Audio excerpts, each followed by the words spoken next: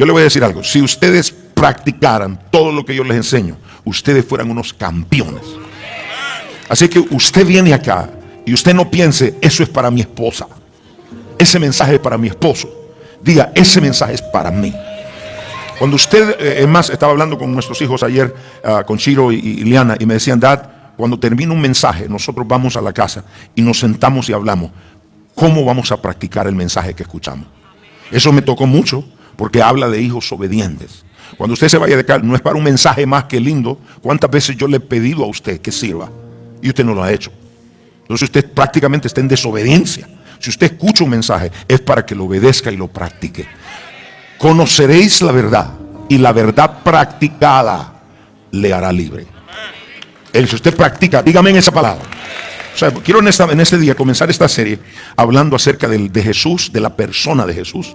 Y en este momento quiero hablar, en este tiempo, acerca de la muerte de Jesús en la cruz.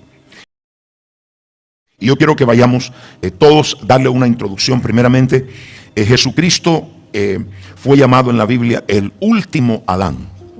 Y fue llamado, fue él porque tuvo que identificarse con su raza, con la raza humana. Cuando digo esto, vino a la tierra, se llamaba el Hijo del Hombre. Levante su mano y diga, el Hijo del Hombre. Como el Hijo del Hombre vino a ser un sustituto. Mire la sabiduría de Dios. Dios dijo, yo tengo que descender del cielo para poder tocar el mundo. Tengo que ser hombre, hacerme hombre. Porque si yo vengo como Dios, no me van a entender, no me van a recibir. Tengo que hacerme como uno de ellos. Y Él tomó un lugar que se llama sustitución. Él fue nuestro sustituto. Y en la cruz Él tomó todo lo que nos pertenecía a nosotros. Por nuestra desobediencia, Él lo llevó. Y todo lo que le perteneció a Él, por su obediencia, Él nos dio a nosotros. Entonces Él vino a ser nuestro sustituto. Digan todos, por favor. Jesús experimentó la muerte en tres formas. Hebreos capítulo 2, verso 2. Tomó la naturaleza de Adán para identificarse con nosotros. Imagínense, viene Dios como Dios, no lo hubiésemos entendido, sino de ser como uno de nosotros. Y Él probó la muerte en todos los aspectos. La probó en tres formas.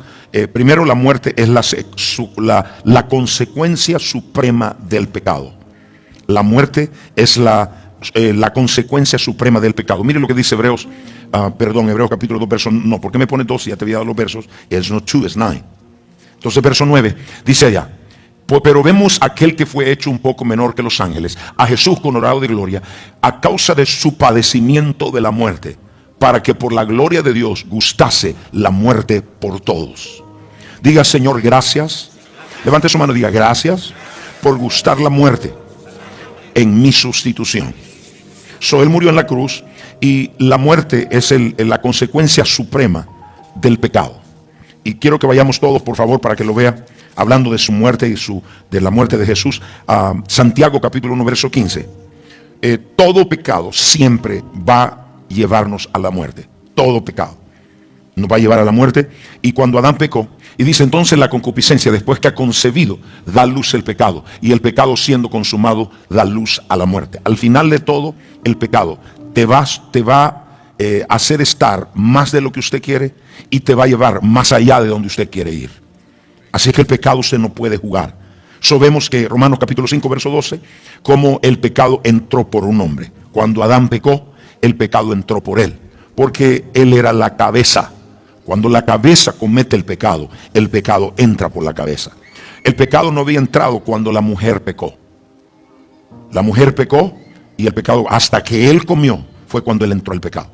Entonces, así que si usted no se ha comido esa manzana como hombre, el pecado no ha entrado. Dice, por tanto, como el pecado entró en el mundo por un hombre, por el pecado de la muerte, así la muerte pasó a todos los hombres. Por eso nosotros, los descendientes de Adán, cuando nacemos, ya nacemos en pecado. Somos concebidos. Y anote esto, por favor.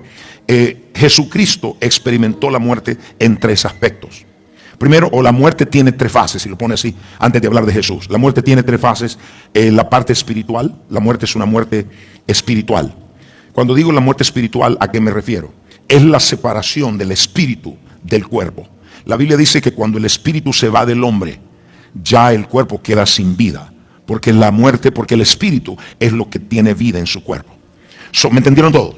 Número 2, la muerte espiritual tomó lugar cuando el hombre se separó de la vida de Dios. Número 2, la muerte física. Y la muerte física tomó el lugar en el momento que el hombre pecó. Primero la muerte espiritual se separó de la vida de Dios. Ya el hombre no tenía vida. Vivía físicamente, pero no tenía vida. Pero también hubo una muerte física. Adán murió cuando tenía 930 años. O sea que no murió al instante, sino poco a poco se fue deteriorando hasta morir. Y número 3, la muerte eterna.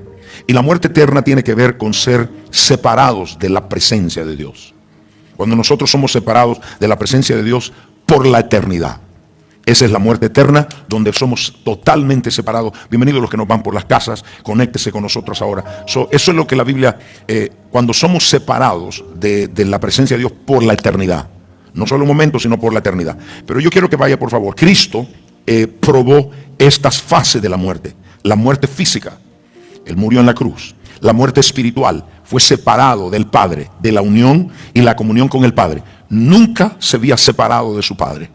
Fue cuando Él dijo: Padre, ¿por qué me has abandonado? Porque se separó. Esa unión con el Padre, por primera vez se separó. Él sintió la separación. Esa es la muerte espiritual. Cuando estamos separados de la vida de Dios, estamos respirando, pero estamos muertos. Eso es lo que le pasa a la gente hoy, que dice: yo estoy vivo físicamente, pero espiritualmente estás muerto. No hay vida. ¿Me escucharon todo?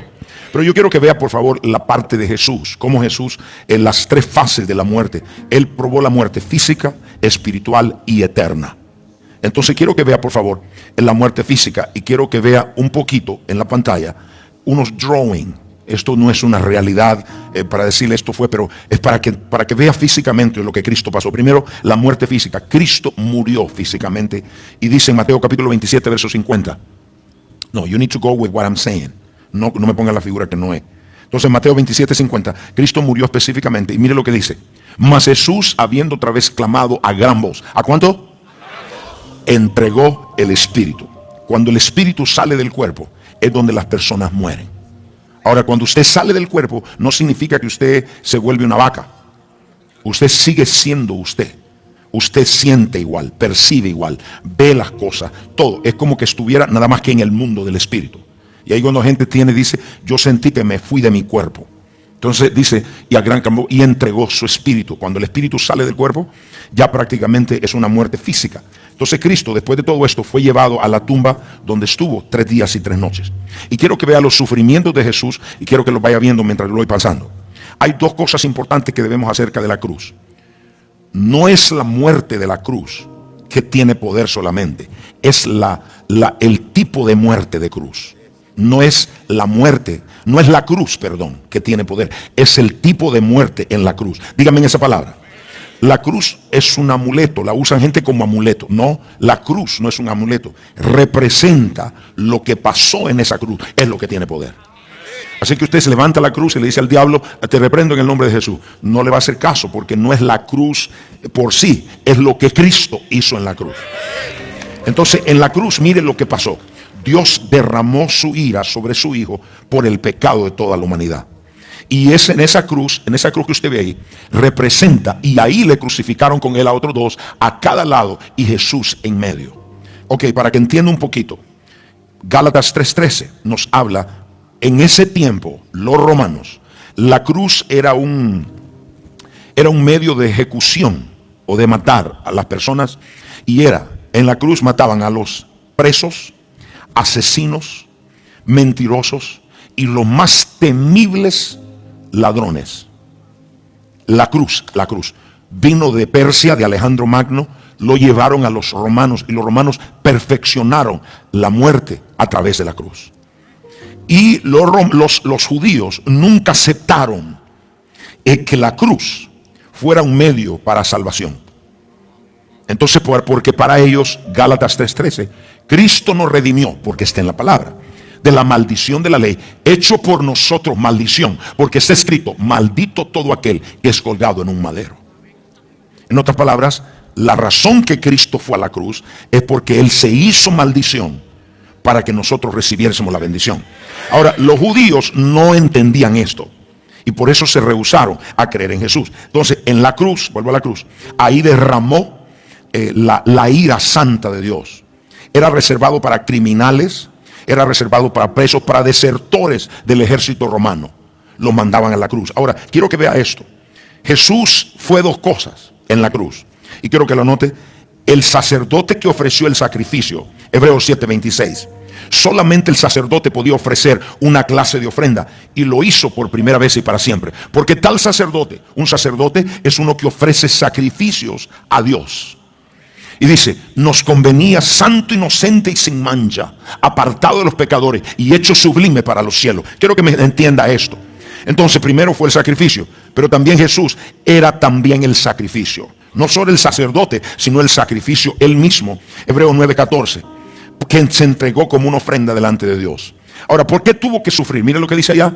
Y limpiar por más la sangre de Cristo, el cual mediante el Espíritu eterno se ofreció a sí mismo sin mancha.